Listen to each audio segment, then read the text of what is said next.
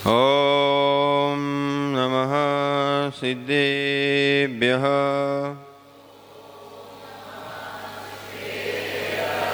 ॐ नमः सिद्धेभ्यः।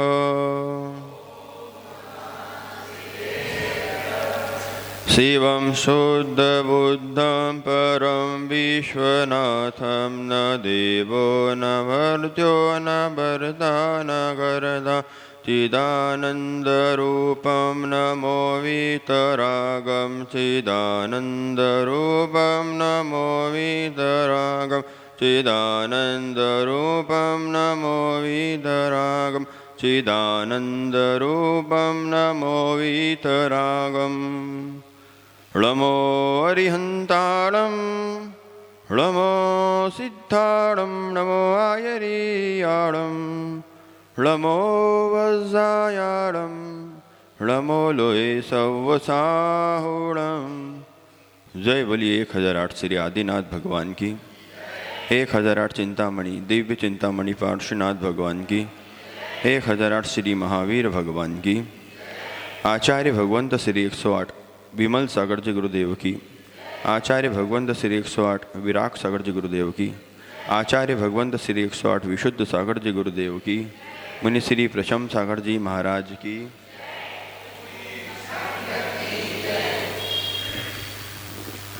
भव्य बंधुओं,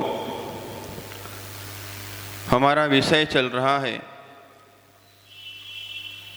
क्या चल रहा है? ये विशुद्ध उदय चातुर्मास चल रहा है, वर्षा योग उदयपुर में। हमारा जीवन ये चल रहा है, हमारा लक्ष्य क्या है, हमारे जीवन की मूल्यता क्या है, हमारे जीवन की उपयोगिता क्या है। आज उस उपयोगिता को समझना हमको आज पड़ेगा। मेरे भाइयों, जीवन को उस धारा में लेकर जाओ कि जिस धारा में जीवन की नैया पार हो जाए। इधर नहीं आए, किधर? जब नैया नदी से उधर जाती है पार तो उधर चली जाती है कि इधर आती है? नैया पार होती तो हो जाती है। ऐसे ही अपनी नैया को तुम भव पार लगाने के लिए आगे आगे जीवन में बढ़ोतरी करते जाओ, समृद्धि करते जाओ, धर्म की वृद्धि करते जाओ, तुम्हारा नियम से बेड़ा पार हो जाएगा। आज इंसान देखता है कि मेरा क्या होगा। क्या आज आप सोचते हैं कि मेरा क्या होगा, भविष्य मेरा कैसा होगा? मित्र, तेरा सम्यक कर्म जैसा होगा, तेरा भविष्य में नियम से बेड़ा पार होगा। धन्य है हमारे योगेश्वर मेलावत जी साहब, हमारे दिगंबर योगेश्वर धन्य हैं, जिन्होंने अपने जीवन की बहुमूल्यता को समझ लिया। क्योंकि उन्होंने मिट्टी को देखा। क्या? उन्होंने मिट्टी को देखा और मिट्टी के साथ गुलाब के फूल को देखा। क्या देखा? मिट्टी को देखा और मिट्टी के साथ गुलाब के फूल को देखा। मिट्टी के जैसा जीवन जीना है कि गुलाब के फूल के जैसा जीवन जीना है। उन्होंने देखा कि एक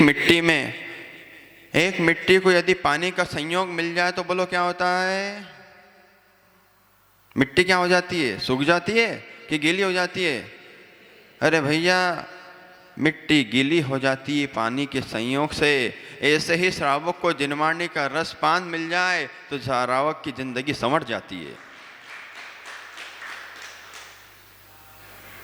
आचार्य भगवान विशुद्ध सागर जी को, आचार्य भगवान विराग सागर जी को और तो और आचार्य भगवान शांति सागर जी को, जितने आचार्य मुनि भगवान तो हैं, सबको जीवन का बहुमूल्य और मूल्यता समझ में आ गई। अपने जीवन की सार्थकता समझ में आ गई कि जीवन भोगों के लिए नहीं है, जीवन योगों के लिए। आज थोड़ा सा पैसा आप कमा लेते हैं, थोड़ा सा वैभव आप कमा लेते हैं, तो क्या वो आप उससे संतुष्ट हैं? महावीर जी, ओनली कार्यकर्ता बनकर अपना जीवन मत जी लेना। समझ में आ रहा है? लाइफ स्टाइल को चेंज करना हो तो ओनली संतुष्ट होकर जीवन मत जी लेना। हो धन्य हो, फिर उन पे दृष्टि चली जाती है हमारी। धन्य हो हमारे आचार्य परमात्मा, जो मुनि और आचार्य बनने के बाद भी संतुष्ट नहीं होते, और तोड़ जब संलेखना समाधि का काल आता है तो आचार्य पद को भी देकर चले जाते हैं। और आप थोड़ा सा पैसा आ गया, थोड़ा सा समाज में नाम हो गया, थोड़ा सा गुरु ने फुटकार दिया, थोड़ा सा गुरु ने पीछे से आशीर्वाद दे दिया, इतने में आप चार चांद पे चले जाते हैं। संतुष्ट मत हो जाना भाई, मेरे भाइयों, फिर मेरी बात को समझना। रुक जाओ, क्या बोला मैं? भूल गया मैं, मेरे को बताओ क्या बोला मैं? मुझे देखकर मुस्कुराना नहीं है, अपने जीवन के परिणामों को देखकर मुस्कुराओ। क्या बोला मैं?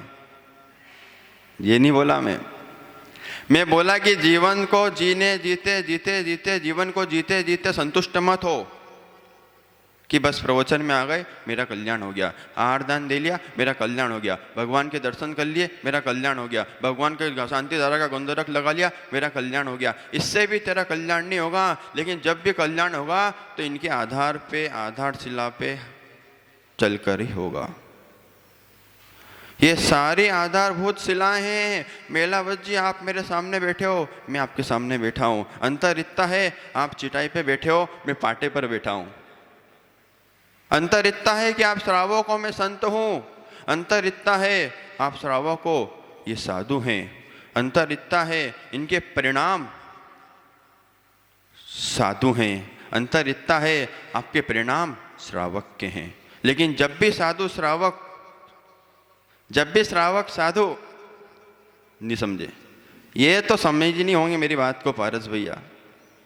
जब भी श्रावक साधु बनेगा, जब भी श्रावक साधु बनेगा, तो श्रावक को संत के पहले संत जैसे परिणाम बनाना पड़ेंगे, तो उसी दिन साधु बन जाएगा। ऐसे ही हम गुरुओं की चरण रच पाते रहेंगे तो एक दिन कल्याण नियम से होगा। आचार्य विशुद्ध सागर जी का वो वाक्य मुझे आज याद आ रहा है मेलावत जी, जब गणाचार्य विराट सागर जी के श्री चरणों में आचार्य विशुद्ध सागर जी राजेंद्र लला के नाम से भिंड नगर के रूर ग्राम में जिनका जन्म हुआ, आचार्य विशुद्ध सागर जी संतु भैया, तो सुनना क्या हुआ। गणाचार्य विराट सागर जी महाराज साहब का संग सोनागिर में विराजमान हुआ। आचार्य भगवान जब राजेंद्र लला थे, ग्रस्त श्रावक थे, उनको भी भाव आया कि मैं भी इनके दर्शन के लिए चलता हूँ।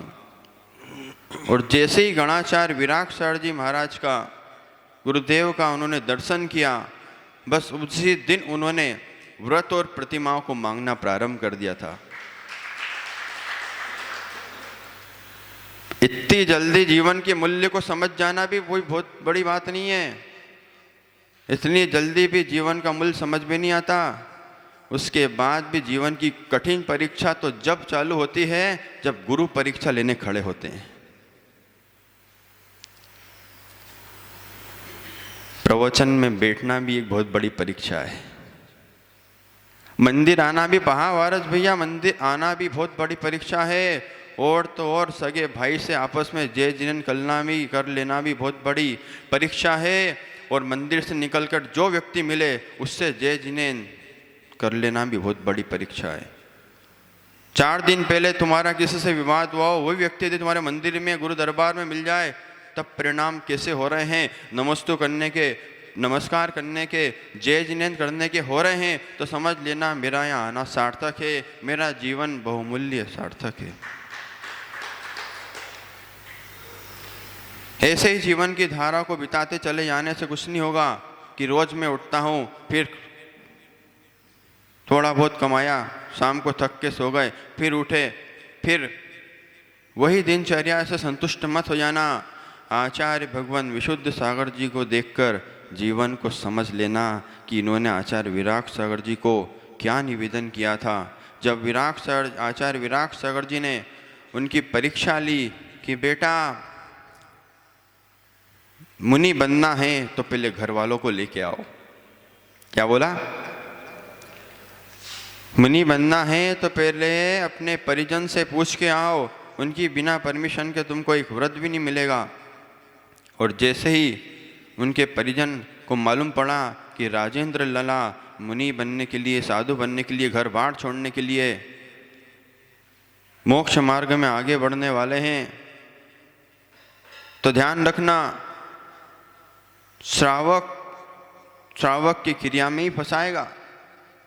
आप कभी यूं नहीं बोलेंगे कि बेटा जा, तो मेरा बेटा है तो मुनि बन जा। आप पड़ोसी के बेटे को जरूर बोल देंगे, हाँ जा बन जा बेटा। होता है कि नहीं मिलावट जैसा? स्वयं के बेटे से इतना अनुराग रहता है, स्वयं की कन्या से इतना अनुराग रहता है कि उसको माता जी और महाराज जी बनाने के लिए एकदम से हाँ नहीं बोलते। वो तो उसका पुरुषार्थ होता है, उसका पुण्य होता है, उसकी कर्मों की निर्जरा होती है, तो उसको सद्गुरु का उपदेश मिल जाया करता है। उसकी जो होनहार होती है उसको सद्गुरु का दर्शन मिल जाता है। और हुआ ऐसे ही, राजेंद्र लला अपने परिवार को लेकर आए, लेकिन परिवार वाले उनको अपने घर की ओर खींच रहे थे कि नहीं बेटा दीक्षा नहीं लेना। लेकिन जिसके अंदर सम्यक का फूल खिल गया है, जिसके अंदर कल्याण का भाव जागृत हो गया है, वो घर की नहीं सुनता, बाहर की नहीं सुनता, वो एकमात्र अपने भीतर की सुनता है। यही हुआ जब आचार्य विराट सागर जी गुरुदेव का दर्शन हुआ, परमिशन मिल गई। धीरे धीरे राजेंद्र लला ब्रह्मचर्य व्रत को प्राप्त करते हुए क्षुल्लक दीक्षा को प्राप्त हुए। और आज भी संतु भैया आप विश्वास नहीं करेंगे, जहाँ पर आचार्य गुरुदेव विशुद्ध सागर जी की दीक्षा हुई थी, श्रेयांसगिरी में पन्ना जिला में श्रेयांसगिरी है। वो अतिशय क्षेत्र श्रेयांसगिरी में जिस वट वृक्ष के नीचे बैठकर गुरुदेव को दीक्षा दी थी, वो वट वृक्ष आज भी हरा भरा है। आज भी आप देखोगे शांतिलाल जी तो वट वृक्ष हरा भरा है। और हरे भरे वृक्ष में आचार्य भगवान की दीक्षा हुई थी, तो उनका संग भी आज देखो हरा भरा है। 150 से अधिक पंच कल्याणक संतु भैया जो करवा चुके हैं, वो तो अपने आप में स्वयं सिद्ध प्रतिष्ठित ऐसे ही हो चुके हैं। एक बार तो भैया उदयपुर वालों, आचार्य विशुद्ध सागर जी का मैं बार बार बोलूँगा इस बात को कि जीवन में जाने से पहले एक काम जरूर कर लेना कि आचार्य विशुद्ध सागर जी के चरण जरूर पखाल लेना। अभी शांतिलाल जी उनके गुणानुवाद करते हुए स्मरण कर रहे थे उन बातों का। ये चलकर आचार्य विराट सागर जी के पास नहीं गए, ये चलकर आचार्य विशुद्ध सागर जी के पास नहीं गए, लेकिन उनकी साधना की इतनी विशुद्धि थी कि इनको उनके लिए बोलना ही पड़ा। यही होता है चमत्कार। सुबह से उठकर भगवान का स्मरण करते हैं, सुबह से उठकर गुरु का स्मरण करते हैं, तो जो विशुद्धि गुरु के अंदर होती है वो हमारे अंदर आ जाया करती है। इसलिए प्रातःकाल उठकर जितने अतिशय क्षेत्र हैं, जितने भी सिद्ध क्षेत्र हैं, जितनी जिन प्रतिमाएं हैं, सोने की, चांदी की, रत्नों की, आदि सारी प्रतिमाओं को, विशाल जिन बिंब को नमस्कार कर लिया करो। तुम्हारा दिन मंगलमय गुजरेगा। इसलिए अपने जीवन को उपयोगी बनाने के लिए देव शास्त्र गुरु का दर्शन करते रहें। इन्हीं मंगल भावनाओं के साथ बोली आदिनाथ भगवान की।